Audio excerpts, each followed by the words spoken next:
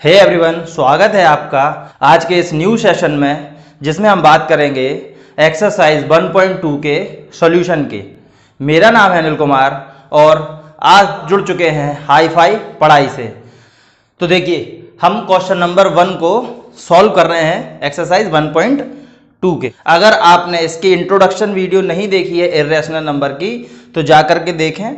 हमने उसमें सारे कॉन्सेप्ट्स को बहुत अच्छे से एक्सप्लेन किया है। आप उसको जाइए देखिए और आप इसको उसके बाद इसको देखेंगे तो आपको बहुत ज़्यादा मज़ा आएगा। तो देखिए, पहला क्वेश्चन हमसे क्या कह रहा है? कह रहा है कि state whether the following statement are true और फॉल्स, जस्टिफाई योर आंसर।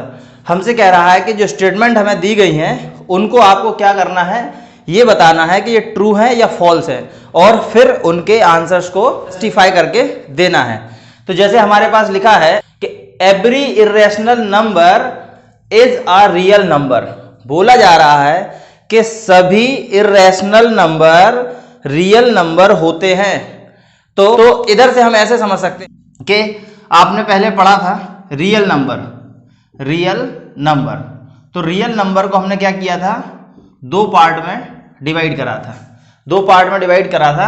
पहला पार्ट था रेशनल नंबर का और दूसरे में हमने बताया था पार्ट में हमने इर्रेशनल नंबर की बात की थी, इर्रेशनल नंबर्स की। तो देखिए, तो ये आप समझिए कि इर्रेशनल नंबर कहां से आ रहे हैं, रियल नंबर से, और रैशनल नंबर भी कहां से आ रहे हैं, रियल नंबर से। तो हम ये कह सकते हैं कि ये स्टेटमेंट हमारी क्या है, ट्रू है। स्टेटमेंट हमारी क्या है, ट्रू है, क्योंकि रियल नंबर के दो पार्ट होते हैं, रैशनल और इर्रेशनल। तो इर्रेशनल नंबर्स भी क्या है, रियल नंबर का ही एक पार्ट है। तो स्टेटमेंट हमारी ट्रू है। तो इसी बात को हम अपने जस्टिफिकेशन में भी लिख देंगे कि कलेक्शन जो होता है रैशनल नंबर और इर्रेशनल नंबर का, वो रियल नंबर होते हैं। तो देखिए, जस्टिफिकेशन में हम इसका आंसर लिख देते हैं। तो जैसा कि आपके सामने जस्टिफिकेशन लिखा है कि ये स्टेटमेंट ट्रू है। क्यों है? क्योंकि जो कलेक्शन है रियल नंबर का, वो बना हुआ है रैशनल एंड इर्रेशनल नंबर से। तो आप इस जस्टिफिकेशन को एज इट इज लिख सकते हैं। अब तो अगली स्टेटमेंट हमसे क्या कह रही है, हमसे बोला जा रहा है कि हमारी जो नंबर लाइन है उस पे हर एक पॉइंट अंडर रूट m की फॉर्म में नंबर लाइन पर होता है। तो देखिए, हम इस स्टेटमेंट को और समझने के लिए क्या करते हैं, एक नंबर लाइन से समझते हैं। तो नंबर लाइन बना लेते हैं। नंबर लाइन में हम इस तरीके से, ये 0 होगा, ये 1 होगा, ये 2 होगा, ये 3, यहाँ पर हमारे माइनस के नंबर्स होते हैं। तो अब हम क्या करेंगे, जब हम पॉजिटिव नंबर्स अपने इस स्क्वायर रूट में डालेंगे, लाइक अंडर रूट 2 या अंडर रूट 3, तो हम इन नंबर्स को तो नंबर लाइन पर रिप्रेजेंट करा सकते हैं। हमने अपने प्रीवियस लेक्चर में इनको सीखा भी था। लेकिन जब हम अपने नेगेटिव वैल्यूज़ को स्क्वायर रूट में डालते हैं, -2 या -3 को, तो ऐसे नंबर्स को हम नंबर लाइन पर रिप्रेजेंट नहीं करा सकते हैं। इसीलिए जो हमारी नंबर लाइन है उस पे हर एक पॉइंट अंडर रूट m की फॉर्म में नहीं रिप्रेजेंट किया जा सकता। तो हम इस स्टेटमेंट को कहेंगे कि स्टेटमेंट हमारी क्या है, फॉल्स है। और अब हम इसका जस्टिफिकेशन लिख लेंगे जो कि हमने आपको समझाया है। तो जस्टिफिकेशन में लिखेंगे, no negative number can be square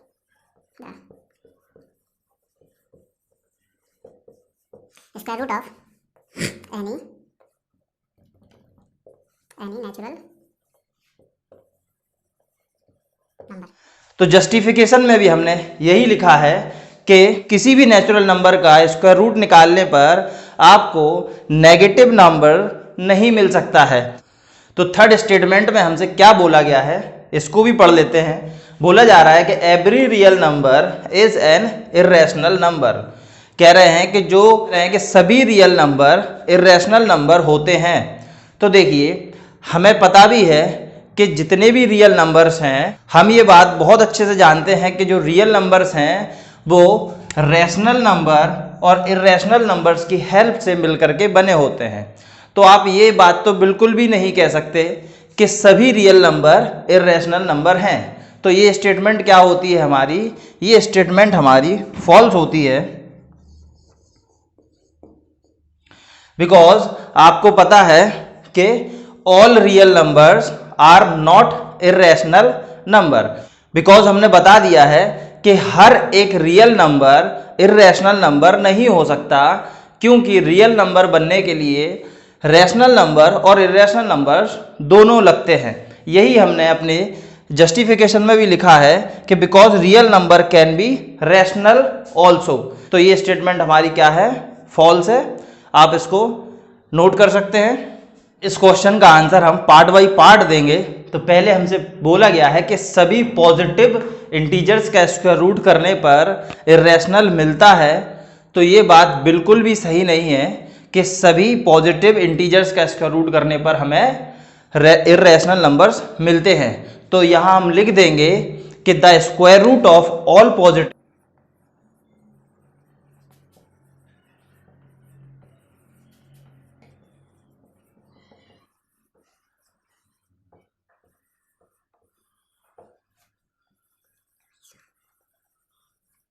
तो इधर हमने पार्ट नंबर 1 का आंसर लिख दिया है।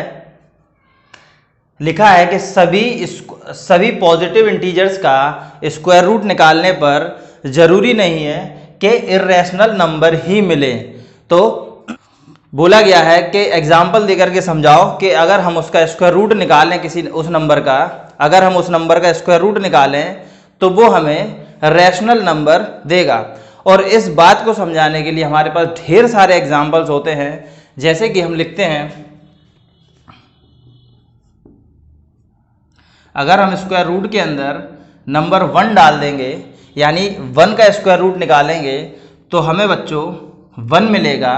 और 1 हमारा क्या है, रैशनल नंबर है, क्योंकि हम इसको P/Q की फॉर्म में लिख सकते हैं। इसी तरीके से आप और एग्जाम्पल ले सकते हैं। स्क्वायर रूट के अंदर अगर आप 4 डाल देंगे और उसको सॉल्व करेंगे तो आपको क्या मिलेगा, 2 मिलेगा। 2 मिलेगा और 2 के डिनोमिनेटर में भी हम 1 डाल करके इसको रैशनल नंबर बोल सकते हैं। चाहो तो एक एग्जाम्पल और लिया जा सकता है। जैसे कि अगर हम इसके 9 का स्क्वायर रूट निकालें, तो 9 का स्क्वायर रूट निकालने के लिए हमें क्या लिखना पड़ेगा, 3 × 3 लिखना पड़ेगा। और ये जब पेयर बन जाते हैं स्क्वायर रूट के अंदर तो हम एक नंबर बाहर लिख देंगे। ठीक, क्या है, रैशनल नंबर है। तो हमने इस स्टेटमेंट का भी आंसर दे दिया कि अगर हम इन नंबर्स का स्क्वायर रूट निकालते हैं तो हमें क्या मिल रहा है, रैशनल नंबर मिल रहा है। अब इस क्वेश्चन को ख़त्म करने के बाद बच्चों, अब हम अपने क्वेश्चन नंबर 3 की तरफ चलते हैं। अब हम आ गए हैं बच्चों अपने क्वेश्चन नंबर 3 पे। तो क्वेश्चन नंबर 3 में हमसे क्या बोला जा रहा है, कह रहे हैं कि show how √5 can be the represented on the number line. तो हमें √5 को रिप्रेजेंट करना है नंबर लाइन पे। तो इसके लिए आपको बच्चों तो सॉल्व करेंगे हम इसको पाइथागोरस के कॉन्सेप्ट से। पाइथागोरस क्या होती है बच्चों, तो इधर बता देते हैं।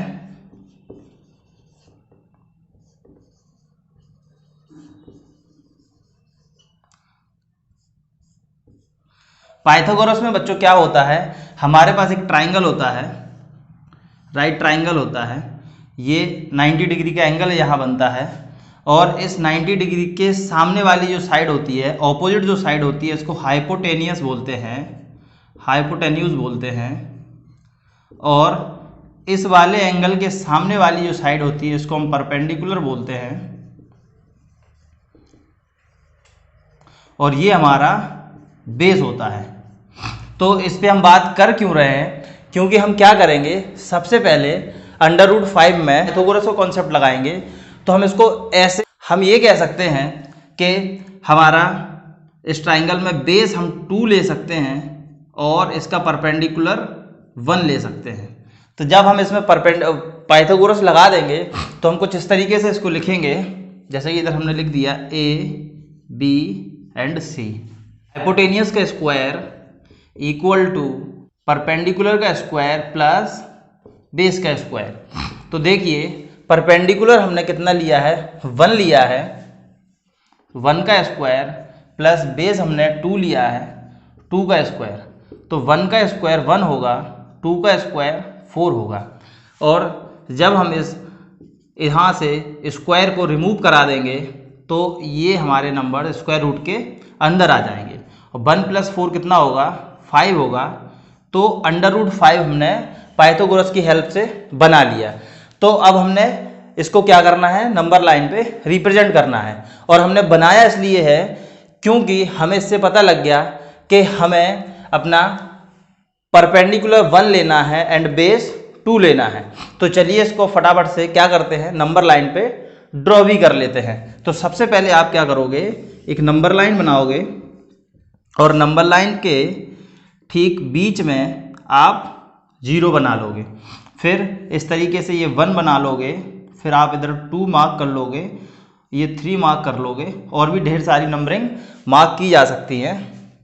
यहाँ पे हमारे -1 आता है, यहाँ -2 आता है, और भी। तो हमें क्या करना है, अभी हमने यहाँ से समझा कि परपेंडिकुलर हमारा 1 होना चाहिए और बेस की वैल्यू 2 यूनिट होनी चाहिए। तो हम इस वाले 0 वाले पॉइंट से बेस हम जब 2 लेंगे तो ये 1 यूनिट और यहाँ 2 यूनिट, तो ये क्या बनेगा, हमारा 2 यूनिट का बेस बनेगा। अब हमें क्या करना है, और हमें क्या करना है, अब इस पॉइंट 2 पर हमें एक परपेंडिकुलर ड्रॉ करना है। ड्रॉ करने के लिए हमने आपको बताया भी था कि आप डी की हेल्प ले सकते हैं और कंस्ट्रक्ट भी कर सकते हैं। तो अभी हम ऐसे बना लेते हैं और इस पे हम क्या करेंगे, अपने कंपास से 1 यूनिट मेजर करके इधर एक ऐसा आर्क लगा देंगे। तो ये जो आर्क लगेगा हमारा वो क्या होगा, 1 यूनिट का होगा। और अब हम इसकी क्या कर देंगे, नेमिंग कर देंगे कि ये पॉइंट हमारा क्या होगा, ए होगा, और इसको हम ओ से ज्वाइन करा देंगे। तो ज्वाइन कराने पे जो वैल्यू मिलेगी वो हमारी ये वाली वैल्यू होगी। यानी इस ओ ए को क्या करेंगे बच्चों, ओ ए को ओ ए, ये वाली जो डिस्टेंस है इसको हम रेडियस मान करके ऐसे यूं करके ऐसे एक आर्क लगा देंगे। तो ये जो हमने आर्क लगाई है और इस आर्क ने नंबर लाइन को जिस पॉइंट पे कट किया है वो पॉइंट हमारा क्या होगा, √5 होगा। तो हमने √5 को नंबर लाइन पर क्या करा दिया, रिप्रेजेंट करा दिया। और हम इसको रिवाइज कर लेते हैं कि हमने क्या क्या किया इसमें। तो सबसे पहले हमने पाइथागोरस के कॉन्सेप्ट का यूज़ किया और बताया कि हाइपोटेनियस क्या है, परपेंडिकुलर क्या है, बेस क्या है। फिर हमने क्या करा, नंबर 5 को इस तरीके से ब्रेक किया कि परपेंडिकुलर हमने 1 ले ली एंड बेस हमने 2 ले लिया। 1 का स्क्वायर करने पे 1 मिलेगा, 2 का स्क्वायर करने पे आपको 4 मिलेगा। 1 एंड +4 करेंगे तो आपके पास 5 आएगा। और जब हम यहाँ से स्क्वायर रूट रिमूव कर देंगे, स्क्वायर हटा देंगे, तो यहाँ पर अंडर रूट लग जाएगा, तो ये हमारा √5 आएगा। तो यहाँ से हमें पता चला कि परपेंडिकुलर हमारा 1 लेना है और बेस हमें 2 लेनी है। तो 2 यूनिट से हमने एक परपेंडिकुलर ड्रॉ किया, उस पर 1 यूनिट की आर्क लगाई और ओ ए को हमने ज्वाइन करा के रेडियस मान करके कंपास से हमने एक आर्क लगाई, जो कि नंबर लाइन पे जहाँ उसने कट किया वो पॉइंट हमारा √5 था। तो ये हमारा क्वेश्चन नंबर 3 था और रहे हैं। तो आप इसको नोट करिए। आई होप आपको ये सेशन बहुत पसंद आया होगा।